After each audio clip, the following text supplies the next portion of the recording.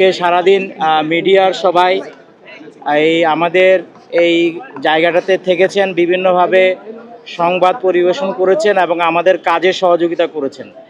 এবং আমরা দেখেছি আমাদের এখানে স্থানীয়ভাবে বিভিন্ন ভলান্টিয়ার, তারপরে আমাদের সেনাবাহিনী, বিজিবি, পুলিশ এবং আমাদের নিজস্ব ফায়ার সার্ভিসের সবাই সম্মিলিতভাবে আজকের এই একটা দুঃখজনক ঘটনা সবাই মিলে এটাকে ফেস করার চেষ্টা করেছে।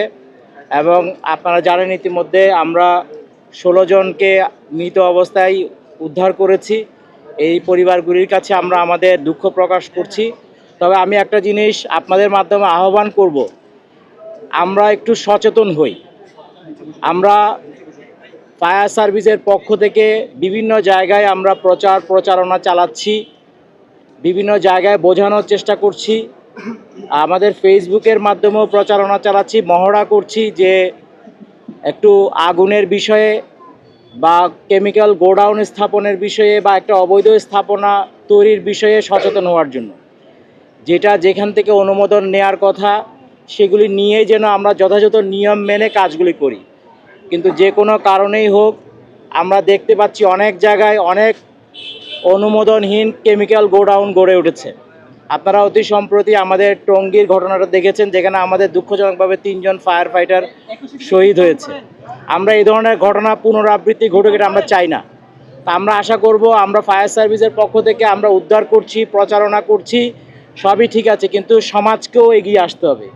এখানে আমার মনে হয় আমাদের এখানে যারা স্থানীয় জনগণ আছে বা স্থানীয় প্রশাসন আছে তাদেরকেও বিষয়গুলি দেখতে হবে, যাতে এই ধরনের অননুমোদিত কোনো কিছু গড়ে না ওঠে। যদি গড়ে উঠেও থাকে সেটার বিরুদ্ধে সামাজিকভাবে একটা প্রতিরোধ গড়ে তোলা, এবং যাতে এই সমস্ত প্রতিষ্ঠান যেগুলো দিয়ে মানুষের জীবনের, আমাদের বেলি রোডের ঘটনা দেখেছি, আমরা সম্প্রতি টঙ্গীর ঘটনা দেখেছি। আমরা মনে হয় একটু মিডিয়ার মাধ্যমে আমরা সবাইকে অনুরোধ করব দেশের সকল দেশবাসীকে একটু সচেতন হয়ে আমরা যেন আমাদের নিজ নিজ কমিউনিটিতে এরকম যেগুলো অবৈধ স্থাপনা আছে বা জীবনের জন্য ঝুঁকিপূর্ণ স্থাপনা আছে সেগুলি স্থানীয় প্রশাসনের সহযোগিতায় বা আমাদের সহযোগিতায় সেগুলির বিরুদ্ধে প্রথমে একটু সামাজিক দায়বদ্ধতা তৈরি করা, তাদেরকে সচেতন করা এবং প্রয়োজনে আইন প্রয়োগের মাধ্যমে তাদেরকে সরানোর ব্যবস্থা করা।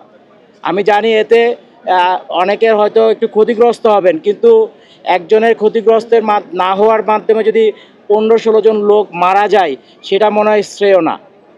আমরা একটু আপনাদের মাধ্যমে একটু বলবো আপনারাও আমাদেরকে সহযোগিতা করেন। আপনারা যথেষ্ট সকাল থেকে সহযোগিতা করেছেন, মিডিয়ার মাধ্যমে একটু প্রচারণা চালান, সামাজিকভাবেও যেন এই সমস্ত যেগুলো অবৈধ প্রতিষ্ঠান গড়ে উঠবে তাদের বিরুদ্ধে মানুষকে সচেতন করে তোলা হয় এবং প্রয়োজনীয় আইনানুগ ব্যবস্থা নেওয়া হয়। ধন্যবাদ সবাইকে।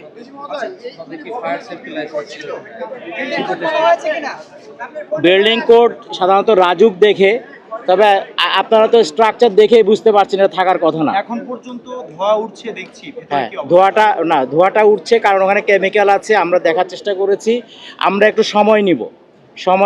কারণটা হচ্ছে ওখানে প্রচুর কেমিক্যাল আছে এবং এটা কম্বিনেশনটা বিভিন্ন ধরনের।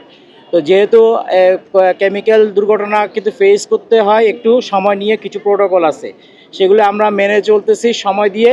এটা হয়তো কয়েকদিন সময় লাগতে পারে। এটা কালকে সকালে আমরা আমাদের একটা বুয়েটের প্রতিনিধি দলও আনবো, ওনাদের মাধ্যমেও আমরা ব্যাপারটা দেখে আমরা ফার্দার সিদ্ধান্তগুলি নিব। বাট এখন যে অবস্থায় আছে এটা আমি যেটা বলবো, আমাদের জন্য আপাত দৃষ্টিতে নিরাপদ মনে হলেও আমাদেরকে সতর্ক থাকতে হবে।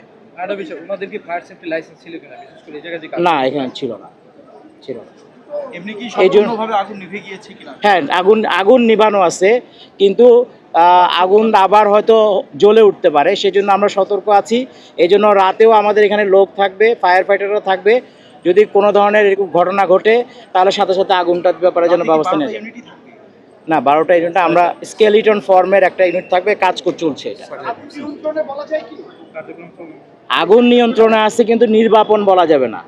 আগুন নিয়ন্ত্রণে আছে, কিন্তু যেহেতু কেমিক্যালের আগুন, এটা একটু সময় দিতে হবে।